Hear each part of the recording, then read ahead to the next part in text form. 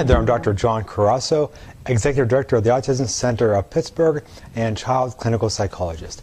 Welcome to Dr. C's Morning Minute. I'm glad you're here. Today, I'll be talking about how to treat anxiety, phobias, and fears. You know, in his statement, there is nothing to fear but fear itself. Franklin Delano Roosevelt may have been onto something. You see, anxiety is considered to be based in fear, and more often than not, there really is nothing to fear but the fear itself. Anxiety can manifest in worry, obsession, irrational fears such as phobias, compulsive behavior, school avoidance, fear of sleeping alone, and social withdrawal. Anxiety disorders can stand alone, but often accompany depression, autism, bipolar, and trauma. Now, if you're not sure if you understand the nothing to fear part, I suppose that can be somewhat confusing. The idea is that anxiety is the great con artist. It cons people into believing that something is legitimately worrisome when it's really not. Of course, sometimes we worry about real life and legitimate issues, of course. But far more often, that's not the case when it comes to phobias, OCD, and similar types of fears. Rather, I see children like the two I saw last week, washing their hands over and over for fear of germs, or checking locks before bed over and over for fear of being robbed, despite living in a safe neighborhood, the doors clearly being locked, no history of being robbed, parents being dutiful and responsible, and having two big dogs in the home. Most fears of that nature are, by their very nature, irrational, silly, and nonsensical, but by the same token, profoundly troubling and bothersome. Okay, so what's the treatment?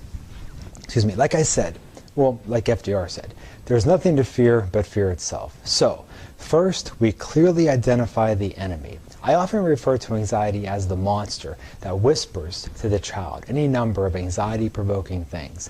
In treatment, we help the child to bolster their reasonable and rational thinking to help them combat those anxiety-ridden thoughts. This is especially important because children, and adults too for that matter, who struggle with anxiety often have ill-equipped platoons, so to speak, to do battle. Meanwhile, the monster is well supplied with an abundance of anxiety-provoking thoughts that can leave the child feeling overwhelmed.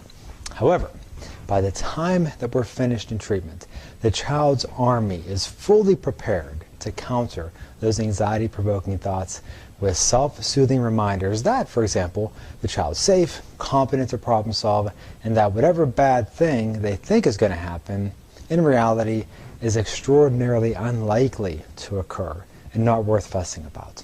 Okay, is there anything else? Well, yeah, there is.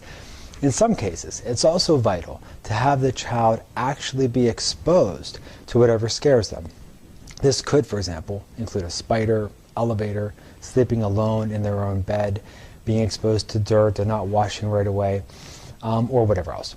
The exposure may be all at once or gradual. At the same time, they are taught to use self-soothing self-talk and calm themselves, and recognizing that they're going to be okay, and that really there's nothing to fear. We also use deep breathing, imagery, reassurance, and ongoing parental support to ensure success. In those instances, if the child is too overwhelmed with anxiety to allow for any exposure, even gradual, there are medications that can be quite helpful.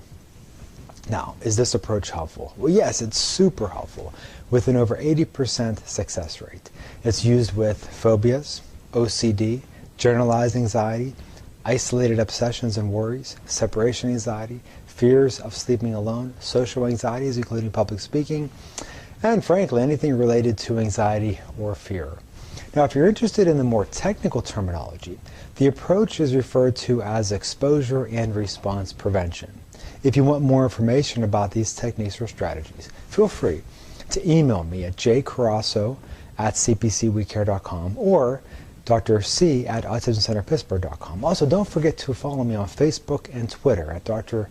John Carasso for daily tips and suggestions. All right, God bless. Hope this was helpful. We'll see you next time on Dr. C's Morning Minute.